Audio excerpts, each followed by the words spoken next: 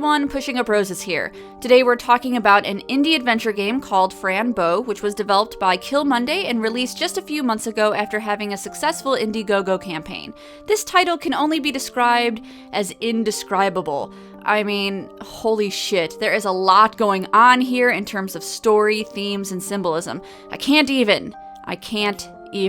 You play as a little girl named Fran Bow, if that wasn't obvious enough by the title, Fran Bow. The story starts out with a memory. Fran recalls being happy, spending time with her parents, her Aunt Grace, and recounts the time she was given a pet kitten whom she calls Mr. Midnight.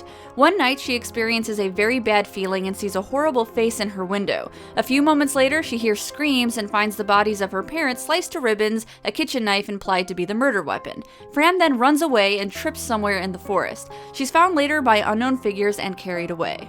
You wake up as Fran in the Oswald Asylum during a session with your psychiatrist, Dr. Dern. She seems to be completely fed up with life in a mental institution, which I understand perfectly, and wants to go back home to be with her Aunt Grace and Mr. Midnight, but she is told that her mental state isn't improved enough for her to be discharged. Dr. Dern then implores Fran to take her new medicine, saying it will make her feel relaxed. She takes it, and suddenly...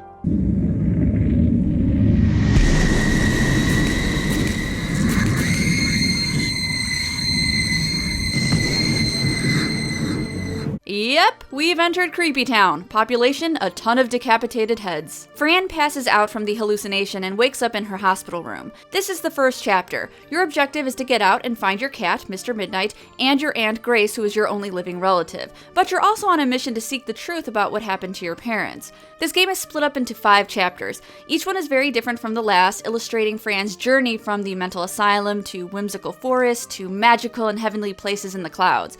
I would describe this title as a psychological horror point-and-click adventure game.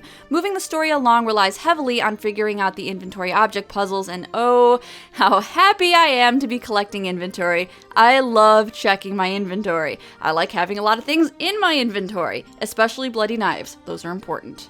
I want to make this review as spoiler-free as possible because after this video, which will hopefully pique your interest, I plan on writing some fan theory videos. And trust me, if you play this game, you're gonna have a lot of theories. In order for Fran to see things other people cannot, she takes these red pills called duotine. When she does, she has these very disturbing hallucinations and can see black shadows that say incredibly morbid things. These hallucinations are key to progressing the game and the story, and in the beginning you aren't entirely sure if Fran is suffering from a mental illness or if the drug she's taking triggers her. The game does a fantastic job being perfectly ambiguous while also dropping clues as to what Fran's story really is.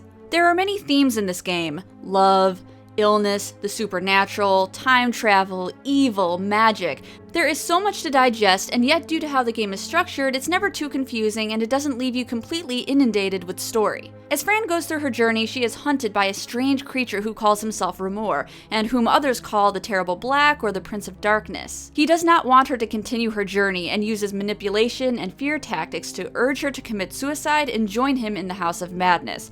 I think the name Remor is very interesting as it can perhaps be interpreted as remorse, and his personality is just so evil, so completely dark and disturbing. You have to wonder if this character is tangible or if he represents the struggles of a crippling mental illness. The devil is the father of all lies and deception. Mental illness will deceive you and make you see and believe things that aren't there. This is an incredibly strong metaphor to me, but then again, it may have nothing to do with mental illness at all. It could be completely supernatural, and Remor could be very real. And maybe the hallucinations aren't hallucinations at all. Maybe they're part of Fran's destiny. Is she mentally unstable, or is everything just a fantasy? So many questions. This game is literally a walking metaphor, but not literally because that would be weird. It is figuratively a walking metaphor. There are very few titles that I would say I felt disturbed by, but this is definitely one of them. The artwork is strong, diabolical, curious, and agitating. The developers certainly know how to create a very foreboding atmosphere filled with macabre animations. There are very few jump scares, but the settings can get so tense that even the smallest startles are effective, and I think small startles and ambiguity are much more perturbing than a shocking, pee-your-pants jump scare. The game is heavily influenced by Alice's Adventures in Wonderland by Lewis Carroll. There are references to it throughout the entire game, everything from the importance of not losing your head and the amount of decapitated heads, to the anthropomorphic characters, the timepieces, rabbits scattered everywhere, and the nonsensical aspects of the game. But most obvious is Fran herself, who has always been curious. Curiosity is a reoccurring subject in this game. Fran prides herself on being curious and creative and considers those her greatest traits, while other aspects of curiosity in this game are implied to be precarious and could lead someone to a fate they weren't quite expecting. It also closely resembles American McGee's Alice, with similar plot elements, wherein both characters' parents die suddenly and they end up in a mental facility, and Fran is also donning fashionable striped tights similar to the character in that game, not to mention the use of the large kitchen knife. Oh right, and there's also this picture. Nah, probably unrelated. Something I really like about Fran as a character is that she's a child. Her responses to objects she sees throughout her journey can range from very innocuous to absurd to somewhat sassy. She's very cute and naive, but at the same time, something is quite off about her. She does miss her parents and sometimes gets weepy over her predicament, but she bounces back very quickly. Sometimes her responses are very nonchalant, like when she sees these creatures outside her window who are holding her head. Now, if that were me, I would freak out and hide in a closet, but Fran just gets salty and demands her head back. My kind of girl. She also has an imaginary friend named Itward, and you know, I can't imagine too many 10-year-olds willing to befriend a skeleton Slenderman looking thing. The morose aspects of her personality seem to hint on the fact that there is something special about Fran, for better or for worse. The game makes a point to illustrate how complex the brain is, and Fran herself is constantly saying how she doesn't understand her own thoughts. Her journey is not just one for seeking out the truth, but also self-discovery. You'll notice this character maturing a lot as you go through the story. For a 10-year-old girl, she's pretty fascinating, and I enjoyed playing as her. The game isn't entirely horror-themed. In fact, there are some chapters that aren't creepy at all, and these chapters do a great job at breaking up the mood of the gameplay. I think it would have been extremely monotonous if it didn't have lighthearted elements, so I appreciated the change of pace. The best thing about Fran Bow is when you finish the game, you aren't actually finished. Your brain will keep spinning and you will have more questions than solutions long after you complete it. Ambiguous endings are tough. In the past, plenty of vague endings have pissed off players, but this game really seems to get it right, and I'm perfectly content to think of my own theories and apply my own solutions to the ending. I actually played through it twice because I wanted to keep piecing things together. I spent hours combing through the settings of each chapter. This game really makes you feel like every object you come across has some meaning or symbolism, and that is the sign of a good game. If you are perfectly cool to go back and pixel hunt for hours, then the creators did something very right.